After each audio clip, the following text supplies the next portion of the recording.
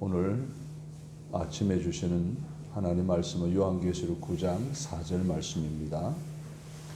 그들에게 이르시되 땅의 풀이나 푸른 것이나 각종 수목은 해하지 말고 오직 이마에 하나님의 인치심을 받지 아니한 사람들만 해하라 하시더라. 아멘. 재난과 하나님의 보호라는 제목으로 이 아침에 말씀을 드리려고 합니다. 어린 양이 봉인된 책 7인을 떼는 가운데 7 천사가 나타나 차례로 나팔을 불었습니다. 특히 앞장에 8장에 네 나팔을 불 때 자연계에 대한 하나님의 심판이었다라고 한다면 9장에 나머지 2 나팔이 불 때는 사람에 대한 사탄의 역사를 통해 사람들에게 나타난 재난에 대해서 말씀을 하고 있습니다. 그래서 사탄은 군사 세력을 모아 큰 전쟁에 화를 일으키고 있는 것을 묘사하고 있습니다.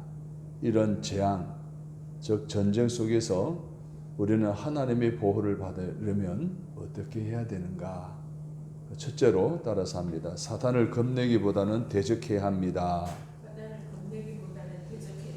자, 오늘 성경을 구체적으로 보면 5째 천사가 나팔을 불자 하늘에서 큰 별 하나가 떨어집니다. 이 별은 하나님의 심판을 받아 이 세상으로 보냄받은 사탄을 말합니다.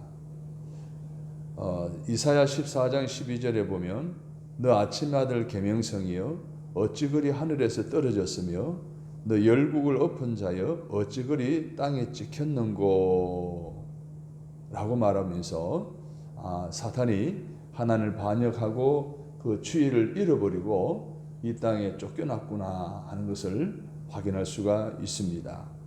그런데 이 사탄은 무저갱의 열쇠를 받고 무저갱의 문을 여는데 2가지 일이 나타납니다. 하나는 그 무저갱의 구멍에서 큰 화덕의 연기 같은 연기가 피어오릅니다. 여기서 연기가 검은 재가 결국 하늘의 별들과 해와 공기를 어둡게 했습니다. 여기서 말하고 있는 화덕의 불같은 연기라는 것은 사단의 지배를 받아 악한 사상을 유포하는 것을 의미합니다. 요즘에 이 악한 사상이 얼마나 횡행하고 있습니까? 교회를 어지럽히고 있습니다. 성도를 미혹하고 있습니다. 끊임없이 진리가 왜곡되어 교회는 자꾸만 세상과 타협해가고 있고 목회자들은 하나님보다도 교인들의 비위를 맞춰주기에 급급한 그런 현실 속에 이 시대가 타락해 가고 있습니다.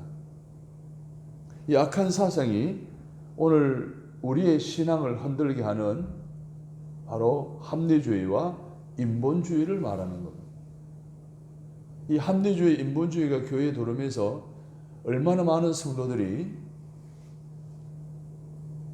하나님 말씀을 믿지 않고 성경대로 살지 않고 더더구나 목회자들까지 성경을 왜곡하고 목회를 편의주의로 하고 있다라고 하는 것을 지적당하곤 하고 있습니다.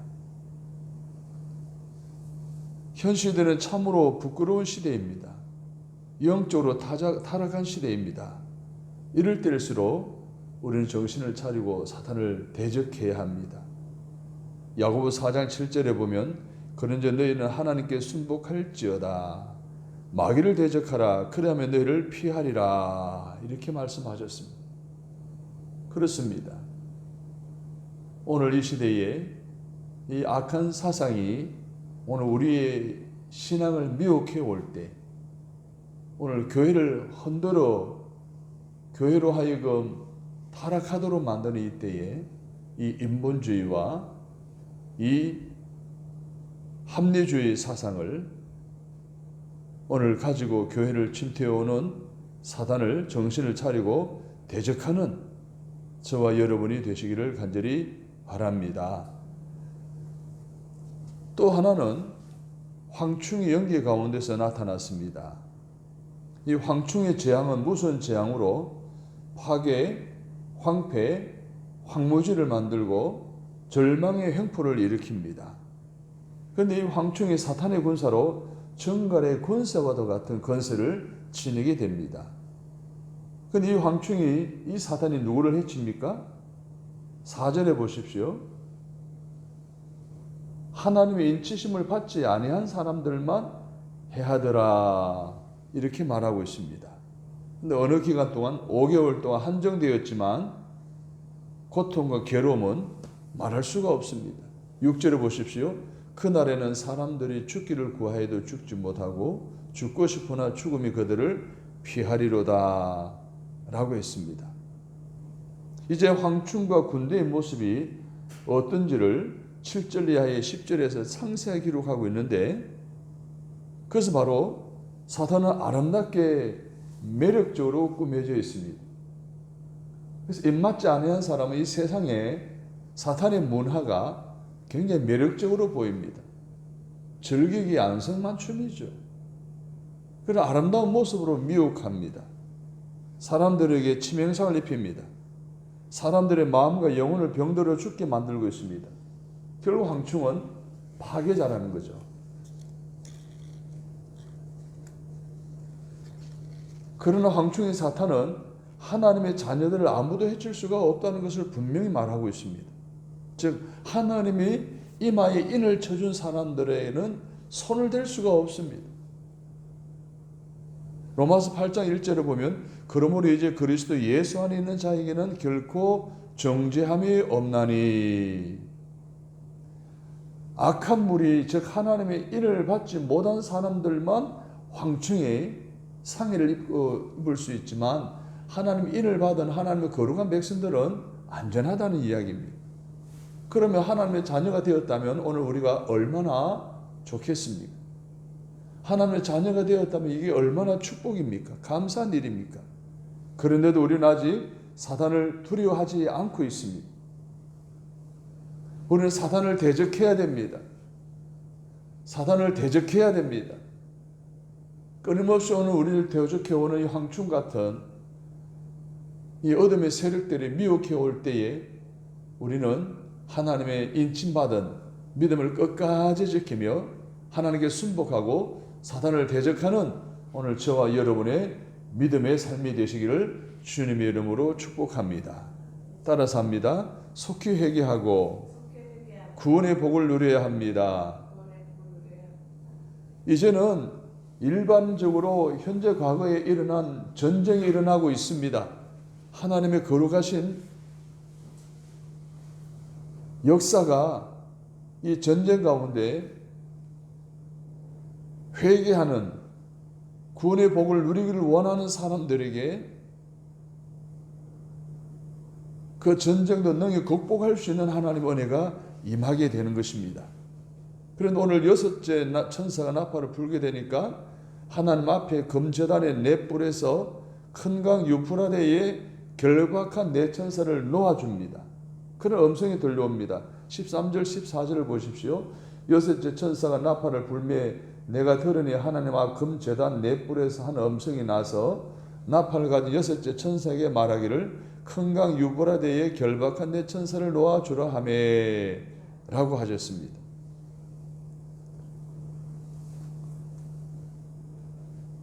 여러분, 이 결박한 네 천사를 놓아주라는 음성이 들려왔는데 이 음성은 핍박당하는 자들의 기도에 대한 응답에 취하신 조치입니다.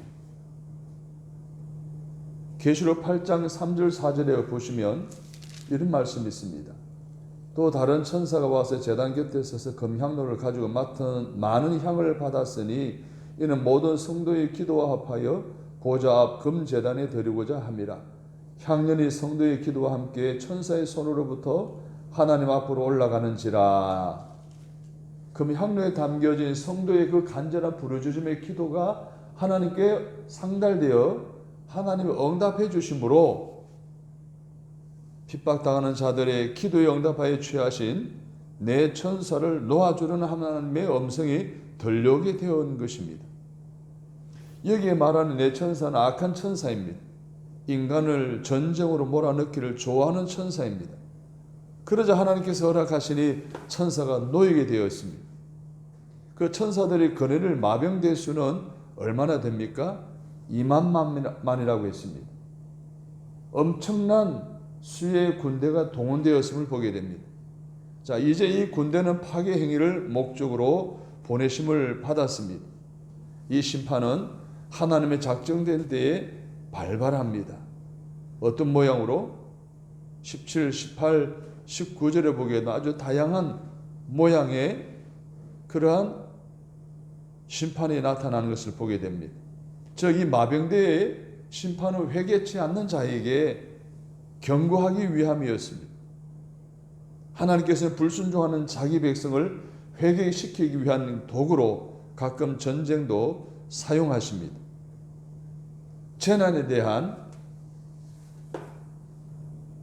재난은 바로 악에 대한 하나님의 경고입니다.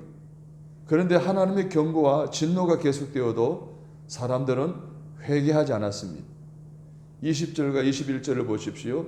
이 재앙에 죽지 않고 남은 사람들은 손으로 행한 일을 회개하지 아니하고 오히려 여러 귀신과 또는 보거나 듣거나 다니거나 하지 못하는 검은 동과 목석의 우상에게 절하고 또 그 살인과 복술과 엄행과 도둑질을 회개하지 아니하더라. 여러분, 악해지면요 경고가 짱이 날라와도 거기에 아랑곳하지 않습니다. 오늘 그 시대에 많은 성도들이 그랬습니다. 회개하지 않았습니다. 회개할 기회를 주심에도 불구하고 회개하지 않았습니다. 그러니 그들은 구원의 복을 누릴 수가 없었습니다. 하나님 백성들이 옛생활을 버리지 않을 때 재앙을 겪게 된다는 사실을 우리는 기억해야 됩니다. 신명기 31장 29절에 보면 내가 알거니와 내가 죽은 후에 너희가 스스로 부패하여 내가 너희에게 명한 길을 떠나서 여호와의 목전에 악을 행하여 너희의 손으로 하는 일로 그를 경록게 함으로 너희가 말세의 재앙을 당하리라 하니라. 신명기 32장 17절에는 그들은 하나님께 제시하지 아니하고 마귀에게 하였으니 곧 그들의 알지 못하던 신 근래에 일어난 새신 너 열조에 두려워하지 않던 것들이로다 라고 했습니다. 사랑하는 여러분, 오늘 도처에서 일어나는 여러 나라에서 일어나는 전쟁 또 남북의 긴장 상태를 보면 우리는 무엇을 생각합니까? 무엇을 깨닫고 있습니까? 우리에게는 죄를 고백하며 용서받는 특권을 알고 있지 않습니까? 우리는 하나님의 경고를 들으면서도 회개치 않고 그대로 잊고 있지는 않습니까? 사랑하는 여러분, 우리가 비록 범죄했을지라도 하나님 앞에 나와 회개하면 용서함 받는다는 사실을 기억하십시오. 이것이 하나님께서 우리에게 주시는 복이요 복음입니다. 그러나 심판하지 않으면 변명의 여지가 없습니다.